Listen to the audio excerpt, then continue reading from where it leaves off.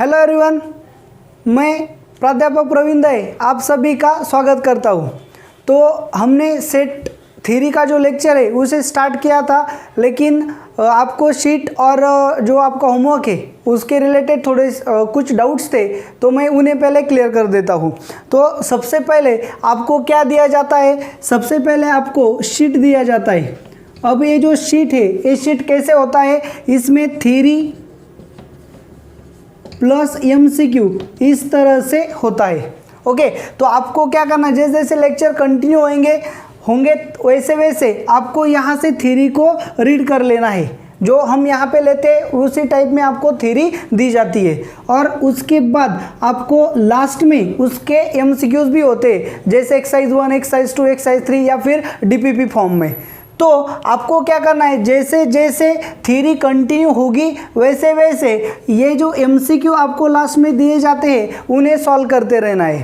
तो ऐसा भी हो सकता है कि MCQ में कुछ आर्टिकल्स जो आपके अभी तक नहीं हुए होंगे वो भी हो जाएंगे, और जो हुए हैं उन्हें आप सॉल्व कर सकते हो। तो उसके बाद आपको क्या दिया जाता है, एक ऐसा शीट, एक ऐसा होमवर्क दिया जाता है, होमवर्क शीट होता है। अब इस होमवर्क शीट में क्या होता है, आपको होमवर्क में जो करना है वो MCQs होते हैं। अब वो MCQs लेक्चर के हिसाब से होते हैं, यानी कि लेक्चर 1, लेक्चर 2, लेक्चर 3। तो क्या होगा, जब लेक्चर 1 हो जाएगा तब आपको यहाँ पे क्या करना है, MCQ वही सॉल्व करने जो आपको होमवर्क शीट में दिए हुए हैं। तो लेक्चर 2 होगा तो लेक्चर 2 के MCQ सॉल्व करने हैं, लेक्चर 3 तो लेक्चर 3 के MCQ सॉल्व करने हैं। तो ये जो काम है आपका ये पर लेक्चर के हिसाब से है।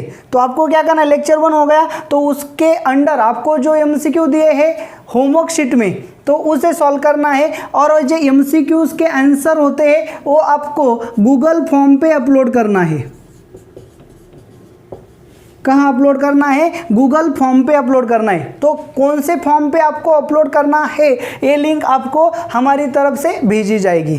तो लेक्चर 1 के लिए, लेक्चर 1 का जो होमवर्क आपने किया है उस होमवर्क को आपको गूगल फॉर्म पे अपलोड करना है, और गूगल फॉर्म पे आप अपलोड करने के बाद हमारे पास इसका रिकॉर्ड रहेगा। तो लेक्चर 1 हो गया, आप गूगल फॉर्म पे अपलोड करो। लेक्चर 2 हो गया, गूगल फॉर्म पे अपलोड करो। लेक्चर 3 हो गया, गूगल फॉर्म पे अपलोड करो। और गूगल फॉर्म पे अपलोड करने के लिए जो लिंक है वो तुम्हें हमारी तरफ से भेजी जाएगी। तो आपको जो अभी शीट दिया गया है उस शीट में क्या है, पूरी थ्योरी कंटेंट है, और उसके लास्ट में आपको DPP या एक्सरसाइज 1, एक्सरसाइज 2, एक्सरसाइज 3 इस हिसाब से दी गई है। तो ये जो एक्सरसाइजेस होती है ये आपके बैच के अकॉर्डिंग रहती है, यानी कि CET, JEE and IIT advance इस हिसाब से होंगी। तो अब जो हमने चैप्टर स्टार्ट किया है, यानी कि सेट जो चैप्टर हमने स्टार्ट किया है, ये चैप्टर क्या है, आपको बोर्ड के लिए करना है, आपको CET के लिए करना है, और आपको जी के लिए करना है। ओके ना? तो जो सेट चैप्टर है ये आपको इन 3 कैटेगरीज के लिए स्टडी करना है, तो आप उसी हिसाब से इनको स्टडी करोगे। तो बोर्ड के लिए भी यहाँ पे होमवर्क में एक्सरसाइज रहती है, CET के लिए यहाँ पे MCQs रहते हैं, और जी के लिए भी यहाँ पे भी हो और यहाँ पे भी MCQs रहते हैं। तो इनकी जो लेवल है बोर्ड से ज़्यादा CET की लेवल है, CET से अधिक जी की लेवल है। तो आपको जो एक्सरसाइज दिए हुए हैं वो भी इसी हिसाब से दिए हुए हैं। तो आप पहले यहाँ पे आप क्या करोगे, होमवर्क शीट का सॉल्व करोगे तो बोर्ड यानी CET आपकी हो सकती है। तो लास्ट में जो एक्सरसाइज 1 दी गई है वो CET लेवल तक है, और एक्सरसाइज 2 जो है वो आपकी जी लेवल के लिए है। जब आपका अगला चैप्टर स्टार्ट होगा वो आपको IIT एडवांस के लिए भी है, तो उसका जो सेटअप है वो अलग होगा। तो फर्स्ट लेवल जो होती है वो CET लेवल होगी, सेकेंड लेवल जो होगी वो जी मेंस लेवल होगी, और थर्ड लेवल जो होगी वो IIT एडवांस लेवल होगी। तो आप जिस भी क्लास में स्टडी करने वाले हो वहाँ तक आप एग्जाम्पल सॉल्व कर सकते हो। तो इस तरह से आपको क्या करना है, अब जो आपको शीट मिला है उसमें से थ्योरी आपको स्टडी करनी है, और उसके अंडर जो exercise 1, exercise 2, exercise 3 and DPP दिए हुए हैं उसको आपको स्टडी करना है। ओके ना? तो आप उसे सॉल्व करोगे, जो भी प्रॉब्लम आपको सॉल्व नहीं होगा या उसे सॉल्व करने में दिक्कत आएगी तो आपको क्या करना है, उसको राउंड करके रखना है। जब मैं आपको डाउट के लिए पूछूंगा तब आपको क्या करना है, DPP1 तो आपको डाउट भेजने हैं, DPP2 आपको डाउट भेजने हैं, एक्सरसाइज 1 आपको डाउट भेजने हैं। जो भी कॉमन डाउट्स आपके होंगे वो यहाँ पे सॉल्व कर दिए जाएंगे। जब सभी डाउट्स फिनिश हो जाएंगे, सभी एक्सरसाइज फिनिश हो जाएंगे, तभी अपना चैप्टर क्या होगा, फिनिश होगा। जब चैप्टर फिनिश हो जाएगा तब उस पे आपको टेस्ट भी देनी होती है। तो अभी आपको क्या करना है, जो थ्योरी में आपको दिया हुआ है उसमें से थ्योरी हमारी फिनिश्ड हो गई है। तो अब हम क्या करेंगे, प्रॉब्लम की तरफ जाएंगे। तो आज का लेक्चर हमारा सेट थ्योरी पे बेस्ट प्रॉब्लम्स के लिए होगा। तो ये इस टाइप में से हम प्रॉब्लम को स्टडी करेंगे। तो ये दोनों लेवल कंप्लीट करने के लिए आपको क्या किया जा रहा है, लेक्चर 1, लेक्चर 2, लेक्चर 3 इसके अकॉर्डिंग क्या दिए जा रहे हैं, होमवर्क दिए जा रहे हैं। तो जो लेक्चर के अकॉर्डिंग होमवर्क है उसे आपको गूगल फॉर्म पे अपलोड करना है, और ये जो शीट के होमवर्क है इसे आपको गूगल फॉर्म पे अपलोड नहीं करना है, सिर्फ सॉल्व करके रखना है। जो प्रॉब्लम्स आपको सॉल्व नहीं हुए उसे आप क्या करो, राउंड करके रखो। तो जब मैं आपको डाउट पूछूंगा अकॉर्डिंग टू DPP के हिसाब से पूछूंगा, एक्सरसाइज 1 के हिसाब से पूछूंगा। तो जैसे मैंने बोला एक्सरसाइज 1 के डाउट मुझे सेंड करो, तो आप क्या करोगे, एक्सरसाइज 1 के डाउट मुझे सेंड करोगे। तो उसमें से जो कॉमन डाउट्स मेरे पास आएंगे तो उसे मैं आपको सॉल्व करके दूंगा। तो इस तरह से अपना क्या होगा, पैटर्न रन होगा। तो आज का हमारा जो लेक्चर 4 है वो लेक्चर 4 क्या है, तो हमें अब जो थ्योरी हमने स्टडी की है उसके बेस्ट पे जो प्रॉब्लम्स है उसे सॉल्व करना है। तो अब यहाँ पे आपके सामने 2 प्रॉब्लम्स है, एक बोर्ड लेवल के प्रॉब्लम्स है। तो आप इसे कैसे सॉल्व करोगे, देखो फर्स्ट प्रॉब्लम जो है क्या है, first problem, A is a set of x such that X belongs to N, यानी कि natural number, and X is a factor of 6, यानी कि ये क्या है, इसका मैं आपको सॉल्यूशन दे रहा हूं। तो चलो बोर्ड के लिए आप कैसे सॉल्व करोगे एंड कॉम्पिटिटिव के लिए कैसे सॉल्व करोगे।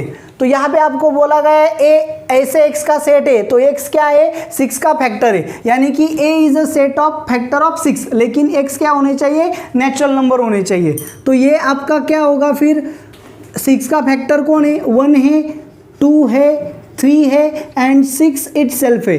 तो ये सभी 6 के फैक्टर है, सभी नेचुरल नंबर है। तो ये आपका सेट ए हो गया, यानी कि ये कौन सा फॉर्म है, सेट बिल्डर फॉर्म है। उसे हमने कैसे फॉर्म किया, रोस्टर फॉर्म में कन्वर्ट किया।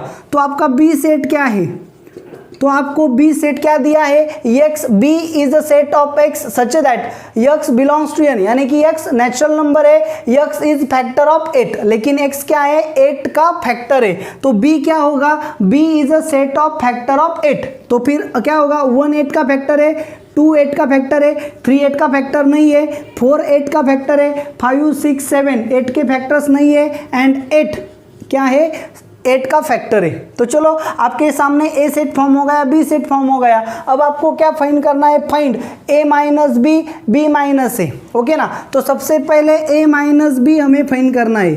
चलो ए माइनस बी क्या है, अच्छे से देखो, आपको पता होना चाहिए ए माइनस बी क्या है।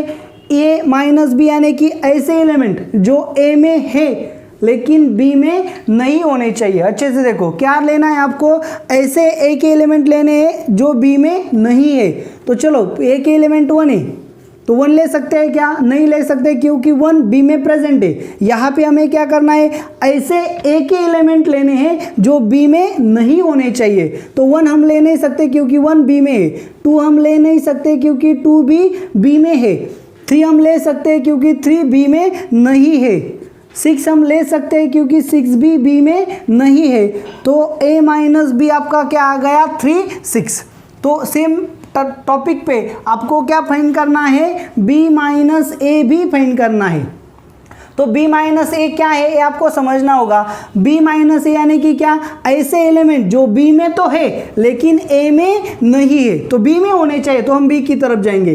1 b में है लेकिन a में भी है तो इसे नहीं ले सकते, 2 b में है लेकिन 2 a में भी है तो इसे भी नहीं ले सकते। क्यों, क्योंकि हमें ऐसे एलिमेंट लेने हैं जो b में है लेकिन a में नहीं।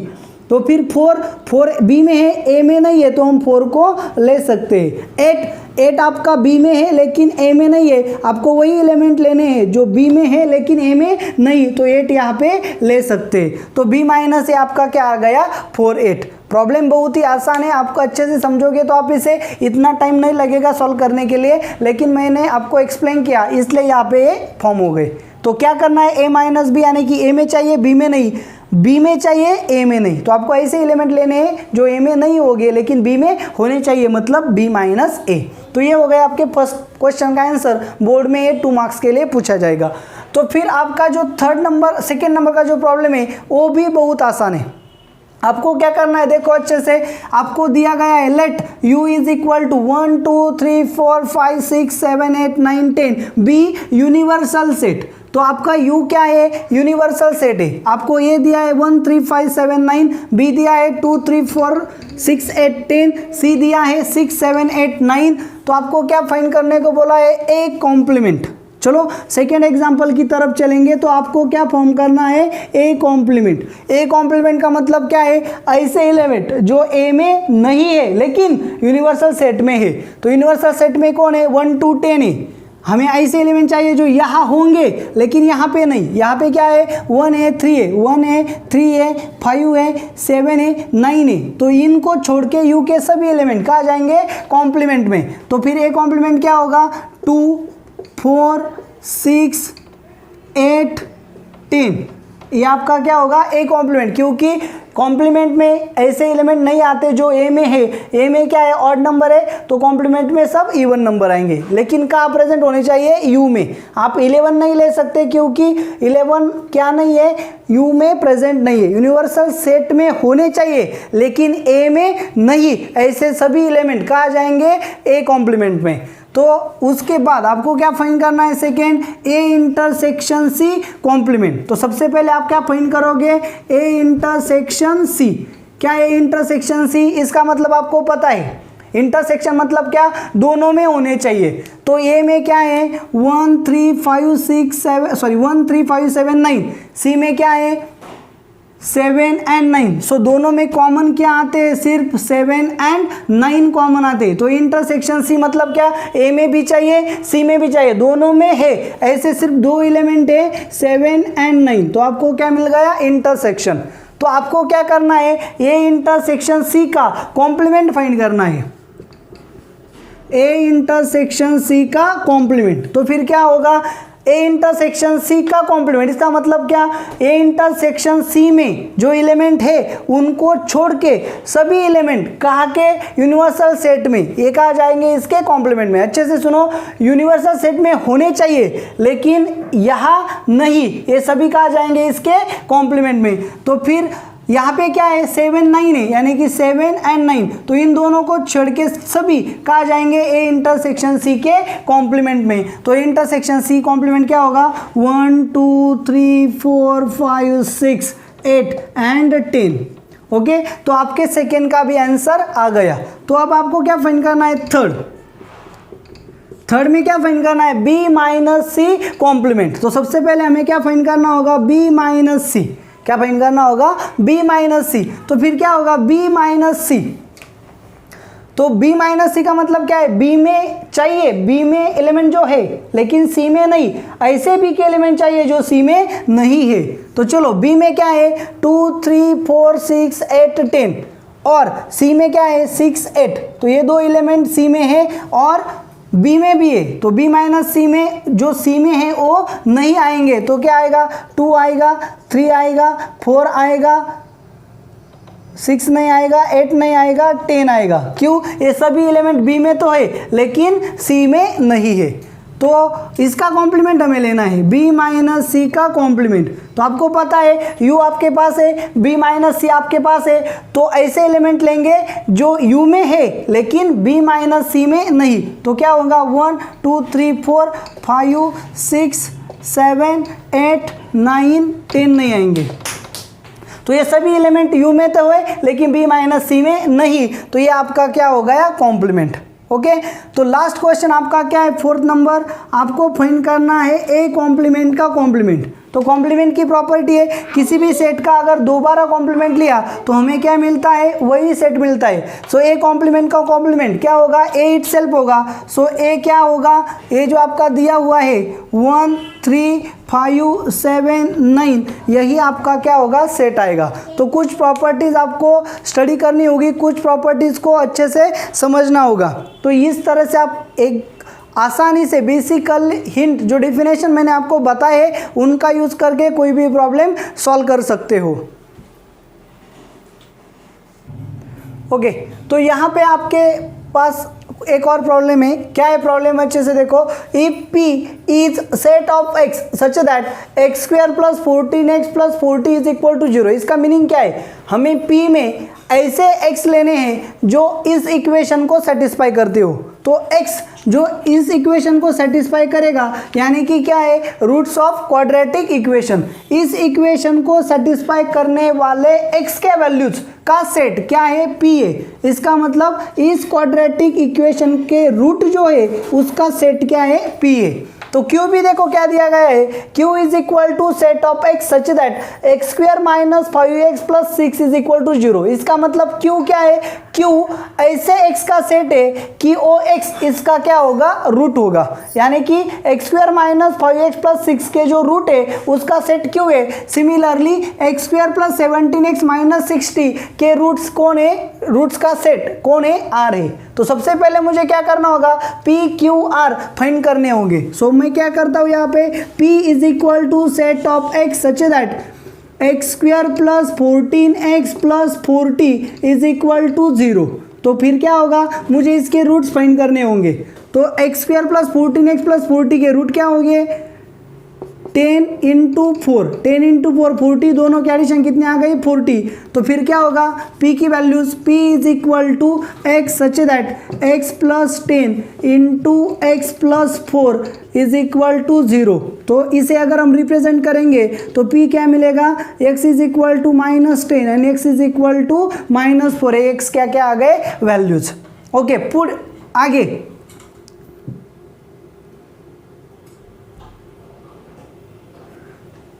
तो फिर क्या होगा, यहाँ पे p हमें मिल गया। अब हम क्या करेंगे, q को फाइंड करेंगे। q क्या है हमारे पास, x such that X square minus 5x plus 6 is equal to 0। तो इसके रूट्स आप ओरली भी बता सकते हो, क्या होगा, प्लस 6 यानी minus 2 minus 3। So x is a set of x minus 3 into X minus 2 is equal to 0। तो फिर x की वैल्यूज क्या आएंगी, x की वैल्यूज आएंगी 3 एंड 2। तो आ गए q। सिमिलरली हमें क्या करना होगा, r की वैल्यू फाइंड करनी होगी। r is a set of x such that X square plus 17x minus 60 is equal to 0। तो आपको पता है, आपका 10th में ये हो चुका है, क्वाड्रेटिक इक्वेशन के रूट्स कैसे फाइंड करते हैं। ये आप गए आपका माइनस 60, तो माइनस 60 को आपको ऐसे फैक्टर्स फाइंड करने होंगे जिनकी एडिशन प्लस 17 आएगी। सो क्या लिया, 20 एंड 3, 23 जा 60, तो इन दोनों का सब्ट्रैक्शन किया तो प्लस 17 मिलेगा। सो r की वैल्यू क्या आएगी, x is a set of x plus 20 into X minus 3 is equal to 0। So r क्या मिलेगा, x is equal to minus 20 and plus 3। तो ये आ गए आपके r के रूट्स। तो आपको क्या मिला, p सेट मिला, आपको q सेट मिला एंड आपको r सेट मिला। आपको पहले से ही यूनिवर्सल सेट दिया है तो आपको सीधा क्या करना है, सेट्स फाइंड करने। सो p यूनियन q, सबसे पहला आंसर में क्या आएगा, p यूनियन q क्या होगा, p में क्या है माइनस 10 माइनस 4, 3 में क्या है, q में क्या है 3 2। सो p यूनियन q क्या होगा, माइनस 10 माइनस 4 3 2। एक आप इसकी पोजीशन जो है एलिमेंट की, इसे आप चेंज कर सकते हो। सेकेंड आंसर क्या है आपका, Q इंटरसेक्शन R। यहाँ पे आपका Q है, यहाँ पे आपका R है। तो Q एंड R में कॉमन कौन है, यहाँ पे 3 है, यहाँ पे 3 है। सो इंटरसेक्शन का मीनिंग क्या होता है, दोनों में आने वाले एलिमेंट। सो Q इंटरसेक्शन R क्या होगा, दोनों में कॉमन सिर्फ एक ही एलिमेंट है, कौन सा, 3। तो आपका सेकेंड का आंसर आ गया। थर्ड का आंसर क्या है, P union Q intersection R, P union Q intersection R। तो P में क्या है माइनस 10 माइनस 4, इसमें क्यू इंटरसेक्शन आर आपने फाइंड किया है, क्या है 3, तो इस सेट एंड इस सेट का यूनियन, यूनियन का मतलब क्या होता है, दोनों में आने वाले एलिमेंट, तो फिर क्या होगा P में -10 है -4 है, क्यू इंटरसेक्शन आर में 3 है, तो ये आ गया आपका थर्ड का आंसर।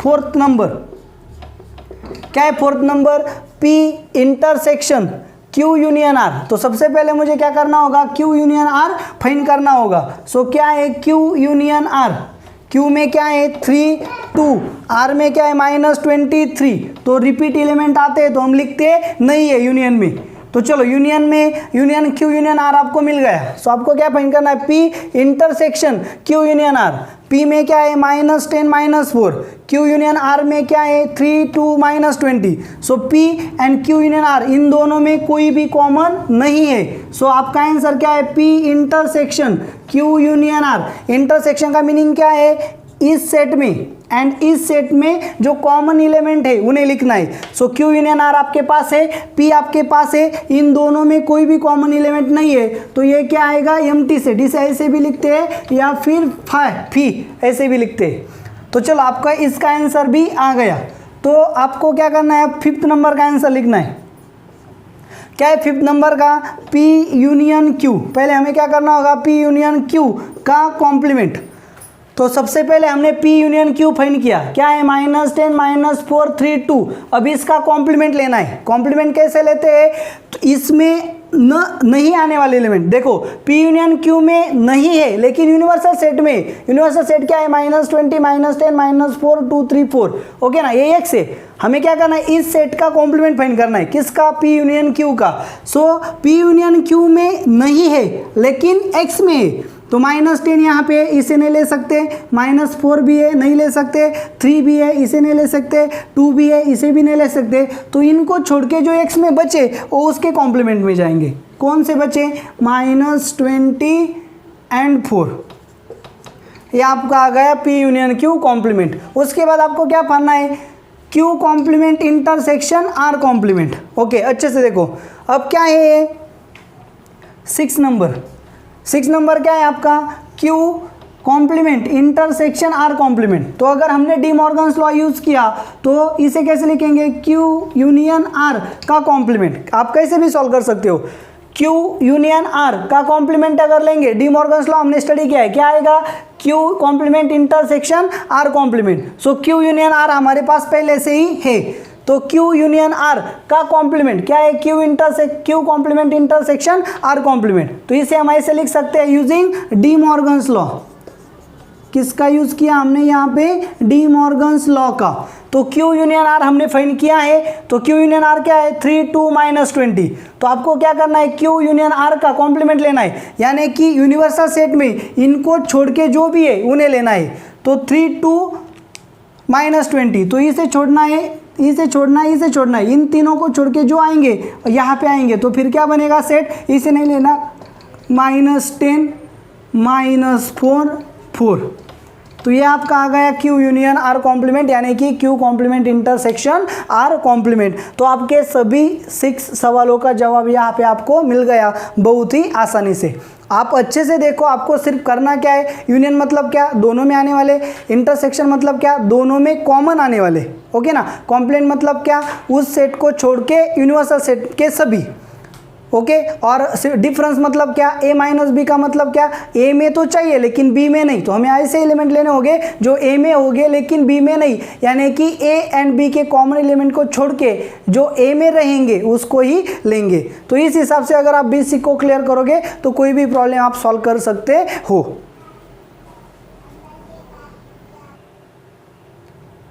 ओके तो यहाँ पे आपके सामने कुछ और प्रॉब्लम्स है, देखो अच्छे से लर्न करो।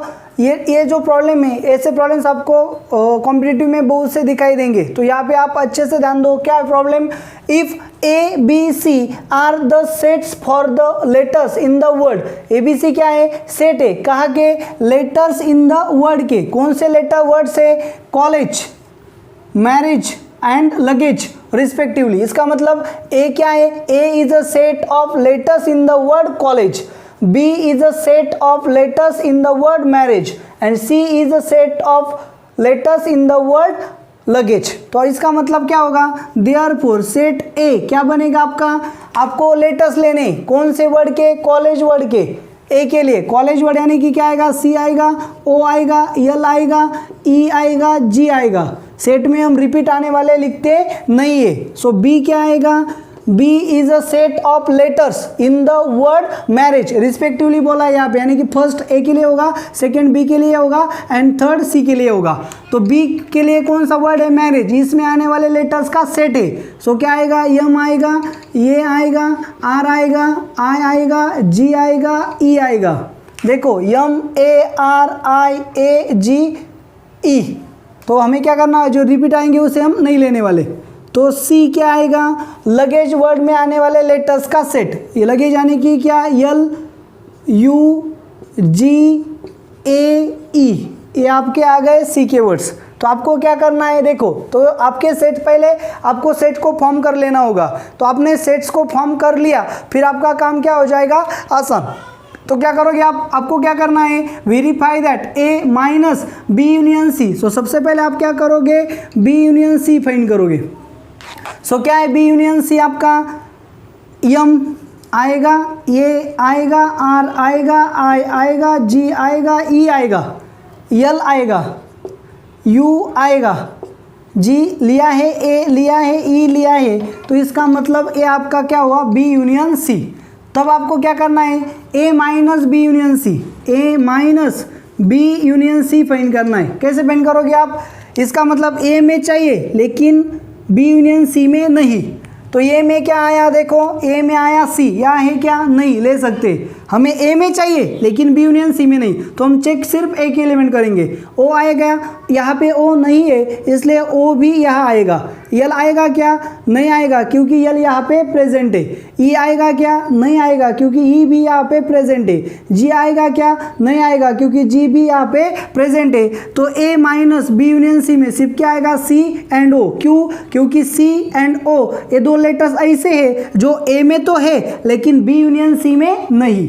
तो फिर क्या, ए माइनस बी आपको फाइंड करना होगा, ए माइनस बी। इसका मतलब क्या है, ए में चाहिए लेकिन बी में नहीं। सी, चलो सी आएगा क्या, सी आएगा क्योंकि बी में नहीं है। ओ आएगा क्या, नहीं आएगा। ओ आएगा क्योंकि ए में है बी में नहीं। यल आएगा क्या, आएगा क्योंकि यल बी में नहीं है। ई आएगा क्या, नहीं आएगा क्योंकि ई बी में प्रेजेंट है। जी आएगा, नहीं आएगा क्योंकि जी भी बी में प्रेजेंट है।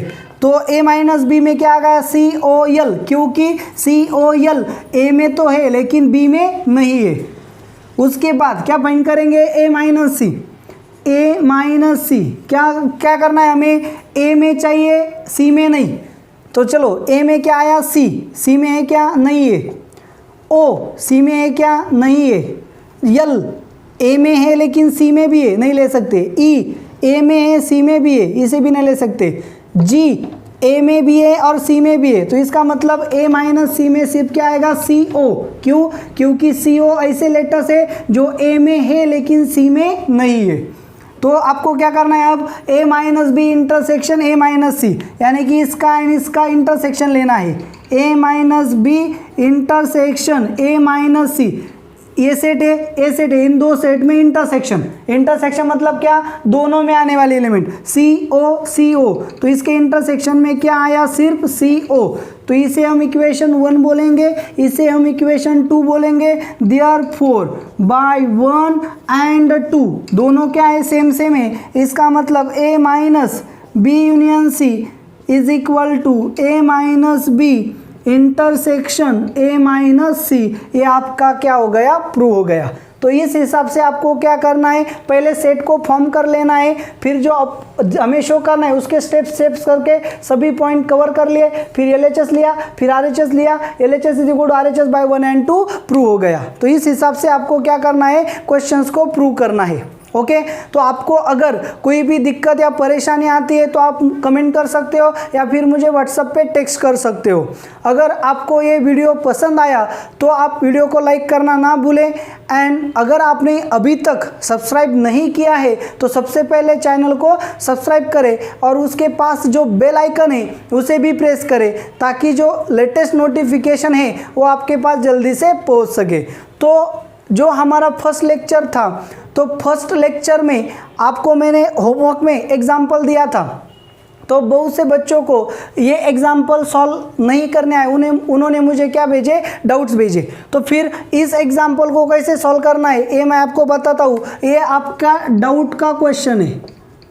कुछ लोगों ने इसे सॉल्व किया होगा, लेकिन कुछ लोगों को ये सॉल्व करते नहीं आया, तो इसलिए मैं आपको यहाँ पे सॉल्व करके देता हूँ। तो क्या है, चलो आपको दिया था describe the following set in the set builder form. तो ये जो सेट आपको दिए हैं इनका फॉर्म क्या है, रोस्टर फॉर्म है। कौन सा फॉर्म है, रोस्टर फॉर्म। आपको इन्हें किस फॉर्म में लिखना था, सेट बिल्डर फॉर्म में। तो आपके जो फर्स्ट क्वेश्चन का आंसर है, सेट बिल्डर फॉर्म में लिखने के लिए आपको करना क्या होता है, सेट बिल्डर फॉर्म में लिखने के लिए आपको सबसे पहले उनकी कंडीशन फाइंड करनी होती है। तो फर्स्ट जो क्वेश्चन है क्या है, जीरो। तो जीरो के बारे में आपके पास क्या क्या रिलेशंस है, या फिर जीरो के बारे में आप क्या जानते हो, ये बहुत डिपेंड करता है, तभी आप इसको सेट बिल्डर फॉर्म में लिख सकते हो। ओके ना। सो जीरो क्या है, जीरो कभी भी पॉजिटिव भी नहीं रहता और निगेटिव भी नहीं रहता, यानी कि ये ऐसा रियल नंबर है जो निगेटिव भी नहीं है एंड पॉजिटिव भी नहीं है। तो आप ऐसा लिख सकते हो कंडीशन में, x is a set of A is a set of x such that x belongs to R and it is non-negative and non-positive। Okay ना। तो ये आप लिख सकते हो, ऐसा लिख सकते हो कि x is a set of real number. कैसा रियल नंबर, जो नॉन निगेटिव है, नॉन पॉजिटिव है, निगेटिव भी नहीं है एंड पॉजिटिव भी नहीं है, इसका मतलब वो डेफिनेटली जीरो होगा। ऐसा ही लिखना जरूरी नहीं है, आप ऐसे भी लिख सकते हो। जीरो क्या है, जीरो ऐसा नंबर है जो नेचुरल नंबर में नहीं है लेकिन होल नंबर में है। ओके ना। तो आप ऐसा भी लिख सकते हो कि set of x such that x belongs to w but x does not belongs to n। तो इसे आप ऐसा भी लिख सकते हो, set of x such that x belongs to w and x does not belongs to n में नहीं चाहिए लेकिन w में चाहिए, ऑटोमेटिकली क्या आएगा, जीरो आएगा। सो सेट बिल्डर फॉर्म में लिखते वक्त आपके सेट अलग अलग दिख सकते हैं लेकिन मीनिंग एक ही होगा। तो ये आपके फर्स्ट का क्वेश्चन का आंसर आ गया। सेकेंड नंबर है, ऑब्जर्व करो यहाँ पे क्या है, 1/2, 2/5, 3/10, 4/17, 5/26, 6/37, 7/50, 1 2 3 4 5 6 7। ओके ना। सो 1 से 7 तक न्यूमरेटर है आपके पास, लेकिन डिनोमिनेटर क्या है, 2। इसका मतलब इससे 1 से ज़्यादा। यहाँ पे क्या है, 5, यानी कि इसके स्क्वायर से 1 से ज़्यादा। 3 मतलब क्या, इसका स्क्वायर है 9, यहाँ 10 है, 9 + 1। 4 यहाँ पे क्या है, 16 + 1। 5 यहाँ पे क्या है, 25 + 1, यानी कि ऊपर जो है उसका स्क्वायर +1 कहाँ आ रहा है, नीचे आ रहा है। तो आप इसे ऐसा लिख सकते हो, B is a set of x such that x is equal to n/n² + 1। n क्या है, चलो यहाँ पे देखा n/n² + 1, लेकिन n क्या है, 1 से 7 तक है। सो 1 less equal n less equal 7। तो इस तरह से आपको लिखना है। ऑब्जर्व करना होगा, आपकी जो दृष्टि है, जो आपकी थिंकिंग है, वो बहुत ही ब्रॉड होनी चाहिए। आपको रिलेशंस फाइंड करते आना चाहिए। रिलेशन क्या था, ऊपर 1 नीचे 2, ऊपर 2 नीचे 5, मतलब 5 को कैसे लिख सकते हैं, 4 + 1, 10 को कैसे लिख सकते हैं, 9 + 1, 17 को कैसे लिख सकते हैं, 16 + 1, 26 को 25 + 1, यानी कि ऊपर जो है उसके स्क्वायर से ज़्यादा डिनोमिनेटर है। तो इसलिए मैंने क्या लिखा, n/n² + 1, लेकिन n क्या है, 1 से 7 तक लेना है। तो ऐसी पूरी कंडीशंस आपको लिखनी होगी। ये आ गया आपका सेट बिल्डर फॉर्म। सेम तरह से क्वेश्चन नंबर 3 को देखो, क्या है क्वेश्चन नंबर 3, 0 ± 1 ± 2 ± 3, यानी कि प्लस और माइनस आ गया, यानी कि इंटीजर। कौन से, 0 भी है, 1 - 1 है, 2 - 2 है, 3 - 3 है, यानी कि x is a set of C is a set of x such that x belongs to Z and -3 less equal x less equal 3। क्या है, ये ऐसे इंटीजर है जो -3 एंड 3 के बीच में आते हैं। यहाँ पे देखो 3 कंटेंट किया है क्योंकि इंटरवल लेस इक्वल है। सो -3 to 3 के बीच में जो भी इंटीजर है उनका सेट क्या है, C है, मतलब A आ जाएगा। क्लियर। अब 4th नंबर का जो क्वेश्चन है उस पर भी अच्छे से ध्यान दो।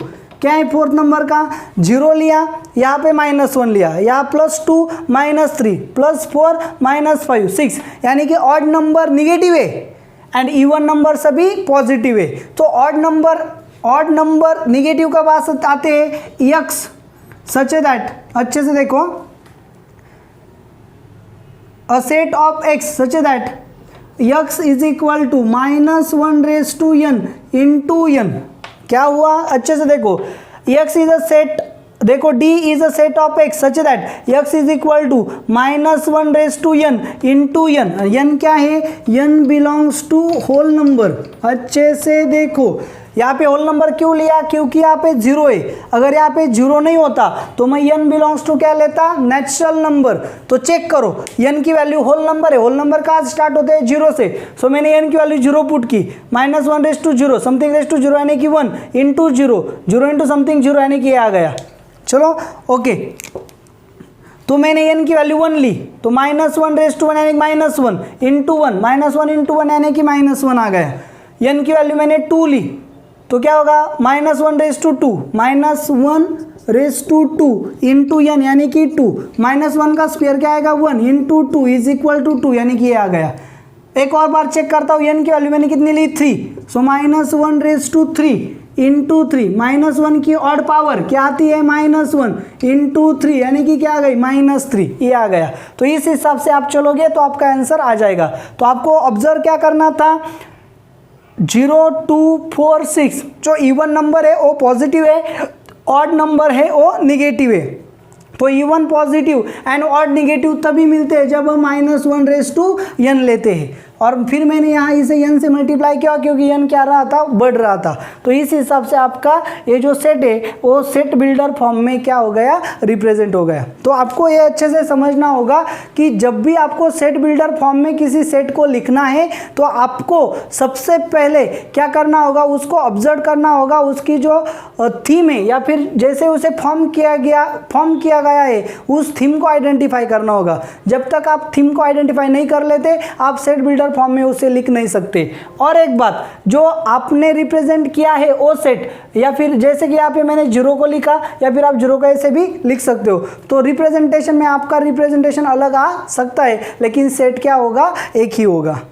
ओके, तो यहाँ पे आपका जो है लेक्चर का लास्ट प्रॉब्लम है, यहाँ पे देखो क्या है, ए क्या है आपका, A is a set of x such that 6x square plus x minus 15 is equal to 0, यानी कि x इसका रूट है, b क्या है, ऐसा x है जो इसका रूट है, c क्या है, ऐसा x जो इसका रूट है। तो सबसे पहले हम क्या करेंगे, फैक्टराइज करेंगे, a and a b c को फाइंड करेंगे। तो ये क्या होगा, a set of x such that 6x square plus x minus 15 is equal to 0। Factor सबको आते, तो क्या होगा, x इंटू -15 इंटू 6 यानी कि कितना, -90 के फैक्टर्स करेंगे। सो क्या आएगा, 6x square -9x plus 10x minus 15 is equal to 0। इन दोनों की एडिशन आ गई प्लस और इन दोनों का मल्टीप्लिकेशन आएगा -90। तो फिर क्या होगा, integration of x such that 3x को कॉमन ले लिया, यहाँ पे कितना आ गया, 2x -3 प्लस यहाँ पे 5 को कॉमन ले लिया, 2x -3 इज इक्वल टू 0।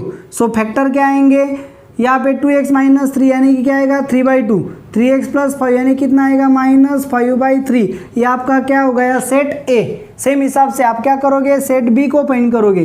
क्या होगा आपका set B, set of x such that 2x square minus 5x minus 3 is equal to 0।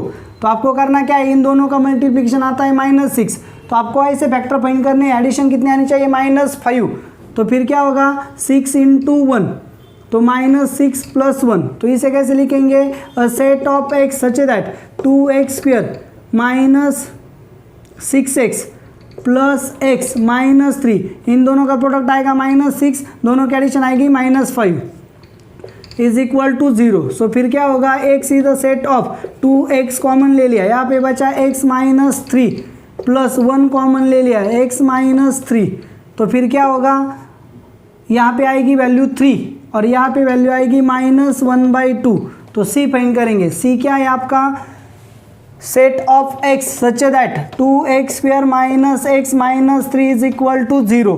तो फिर इसके फैक्टर कैसे बढ़ेंगे, 2 इंटू -3 यानी कि -6, सो माइनस आना चाहिए, -3 + 2, तो फिर क्या होगा, integration of x 2x² + 2x -3x -3 = 0।